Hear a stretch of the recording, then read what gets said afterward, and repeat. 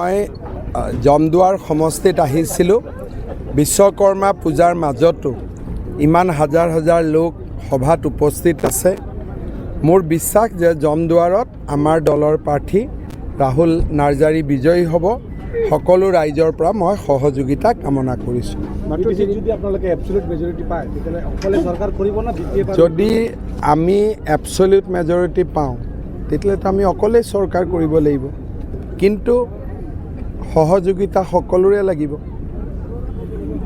কোনে কি মেজৰিটি পাব গোটেইটো ইলেকশ্যনৰ ৰিজাল্টৰ পিছতে গম পোৱা যাব। গতিকে আজিয়ে সেই বিষয়ে বহুত আলোচনা কৰি কোনো সিদ্ধান্তত আহিব পৰা নাযাব। মই যদি কওঁ এবছলিউট মেজৰিটি আহিলে আমি কৰিম, পিছত দুটা কম আহিলে মোৰ লগত কোনো নাহা হ'ব যে তইতো কৈছিলি অকলে কৰিম বুলি। সেইকাৰণে এতিয়া একো কমেণ্ট নকৰা ভাল, ৰিজাল্টৰ পিছতে সিদ্ধান্ত লোৱা ভাল।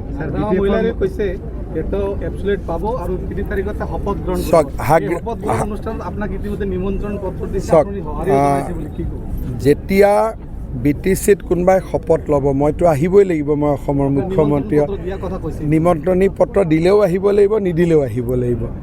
হাগ্ৰামা মহিলাৰ অভিজ্ঞ মানুহ, তেওঁ হয়তো কিবা দেখা পাইছে যে তেওঁ পাব বুলি, জিকিব বুলি। মোৰতো BTCত ইমান অভিজ্ঞতা নাই, গতিকে তেওঁ যি কৈছে এইটো আপোনালোকে পাব্লিছ কৰিব লাগিব। মই ইয়াৰ ওপৰত কেনেকৈ কমেণ্ট দিব পাৰিম, হয় নহয়? ছাৰ, জমদুৱাৰত সংকোচ নদীৰ এটা প্ৰব্লেম আছে। কি প্ৰব্লেম আছে মোক কোনেও এইটো ক'লোঁ নাই এতিয়া মিটিঙত।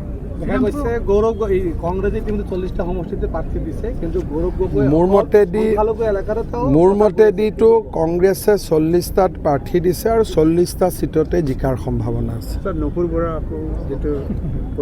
মোটামুটি 40টা নহ'লে 39টা মানত জিকি যাব লাগে। আৰু আজিও অলপ টকা পাইছে। মই অলপ আগতে বঙাইগাঁৱত কৈয়ে আহিছোঁ। গতিকে যিমান এনেকুৱা অফিচাৰ আছে সকলো সাৱধানে থাকিব লাগে, দুখীয়া ৰাইজৰ পৰা পইচা পাতি তুলিব নালাগে।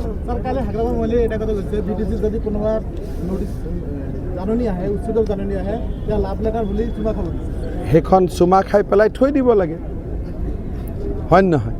গতিকে হাগ্ৰামা মহিলাৰীয়ে যিটোৱে কৈছে সেইটোকে বৰ্তমান সঁচা বুলি মানি লওক, কাৰণ এতিয়ালৈকেতো 22 তাৰিখলৈকে চবেই চব কথা ক'ব পাৰে। আচল কথা যি হ'ব এইটো 22ৰ পিছত হ'ব, এতিয়াতো একো নহয়। এতিয়া উপায়টো নাই, মহিলাসকলে অৰুণোদয়ে বিচাৰে। এতিয়া কি বিচাৰি আছিলে? চব মহিলাইতো অৰুণোদয়ে বিচাৰে। বিচাৰা বস্তুটো দিয়াটো ব্লেকমেইলিং নেকি?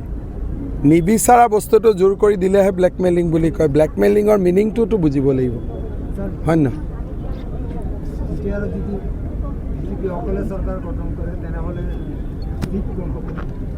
এজন সাংবাদিকৰ ভিতৰৰ পৰাই পাতি দিম, কাৰণ এইটো প্ৰশ্ন সাংবাদিকে বেছিকৈ কৰি থাকে।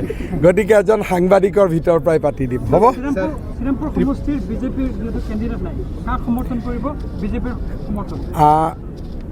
মই সেই বিষয়ে কমেণ্ট নিদিওঁ। আমাৰ পাৰ্টিৰ প্ৰেছিডেণ্টে নিশ্চয় কিবা নিৰ্দেশ দিছে।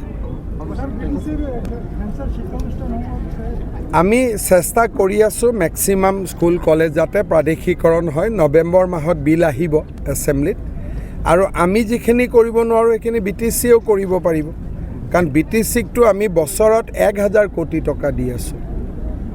গতিকে যিখিনি কাম ষ্টেটে কৰিব নোৱাৰে সেইখিনি কামটো BTCয়ে আৰামত কৰিব পাৰেই। ঠিক আছে।